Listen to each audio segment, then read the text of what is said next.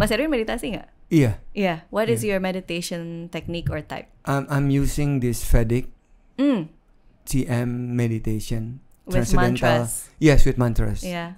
With mantra, yeah. Transcendental meditation. I love that. I love it so much. Jadi ngawang gak sih? Banget kayak. Yeah. Saya penasaran nih kalau ngomongin sedikit tentang TM ya. Yeah. Saya udah baca banyak literasi dan saya tahu banyak sekali orang-orang di Amerika sana, di India, di seluruh dunia yang mendapatkan banyak keuntungan dari transcendental meditation. Yeah. Saya penasaran, tapi saya nggak punya akses waktu itu.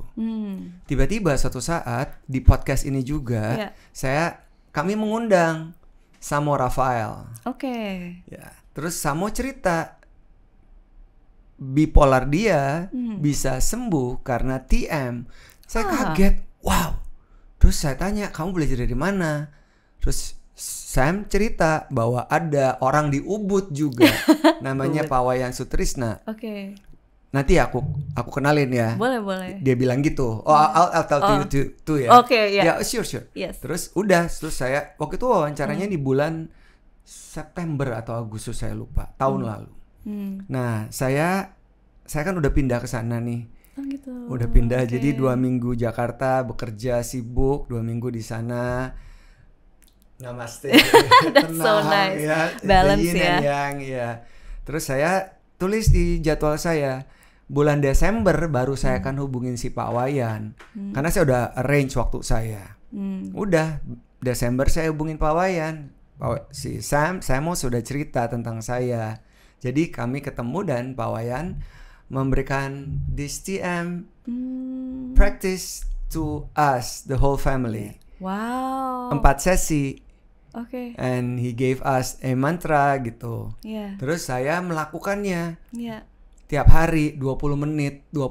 Ya tentu di minggu pertama 2 minggu kan ada momen-momen di mana saya merasa floating. Dan saya senang banget seperti yang kamu bilang itu.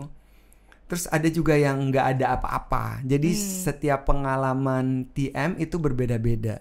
Yeah. Terus saya sangat tertarik dengan neuroscience kan, Sammy. Yeah. Saya baca banyak buku, mempelajari. Terus kalau di kelas pun juga, ini kan koneksinya tebal antara kemampuan berkomunikasi dengan our being and with our awareness. Itu semuanya nyambung gitu. Jadi saya selama berapa tahun ke belakang lebih ke psikologi approach, psychological approach, termasuk ke hal tentang emosi dan segala macam.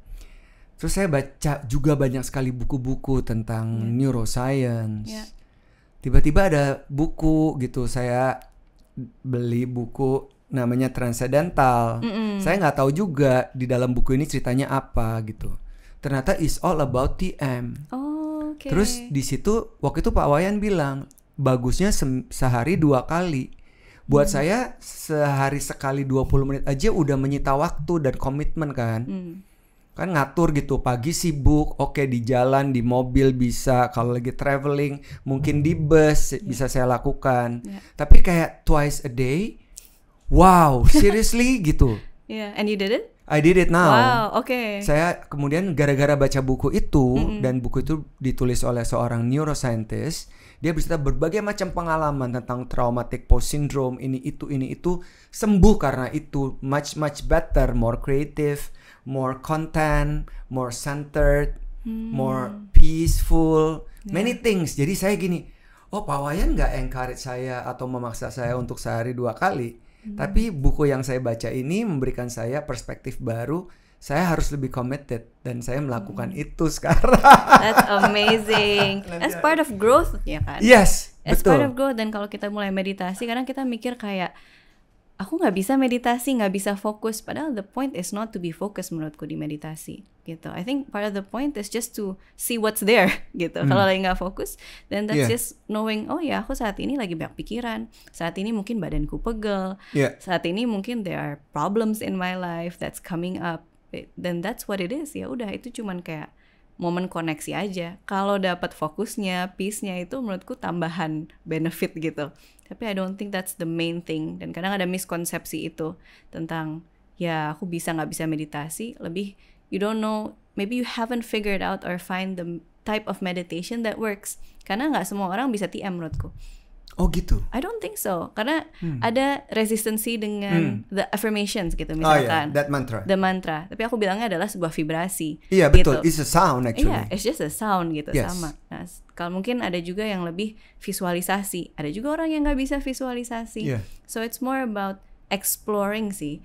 Apa meditasi yang ngena dan Betul. bisa dipakai gitu. Iya, dan saya tuh waktu baca buku tentang Tribe of Mentors dari Tim Ferriss, dia menginterview kurang lebih 120 leaders di seluruh dunia dari berbagai macam industri.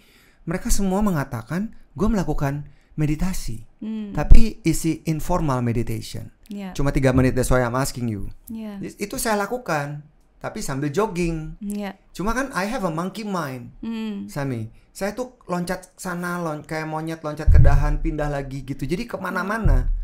Dan akhirnya ya sekarang ya jauh lebih baik ya, saya merasanya seperti itu. Yeah. Kalau kamu dulu memang sekalem ini? Enggak kayaknya. Muda.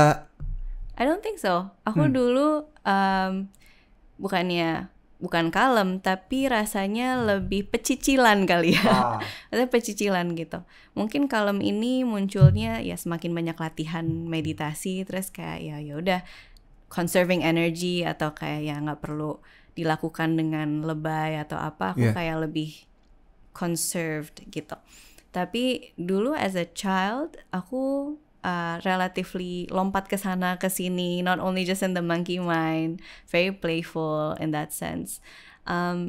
But yeah, I think we change gitu kan. We change through our life experiences, the depth of contemplation, dan kayak human design itu kalau kita coming back to that also, human design kan sebenarnya nggak berubah gitu ya dari waktu kita lahir karena kan waktu data lahir. Betul. Tetapi we change as a human being. Kayak aku dari misalkan tadi kecil, terus belum nikah, setelah nikah, like I see changes in myself and we're continually growing as a being gitu. Jadi human design juga ngebantu aku untuk coming back to me, coming back to myself. Karena through those phases kan pasti ada programming atau conditioning luar gitu. Mungkin cara kita dibesarkan, mungkin omongan orang, mungkin what's happening in the world right now, itu kan bisa make us shake kadang. Tapi kalau kita ada firm stance on, oh I know who I am, I know my values, I know what I care about, my passion, itu coming back to center, which I think meditation also helps gitu. Recentering sebetulnya. Betul. Release, recenter. Tadi kamu menyebut beberapa elemen human design. Ya. Mari kita ulik satu-satu ya. Boleh.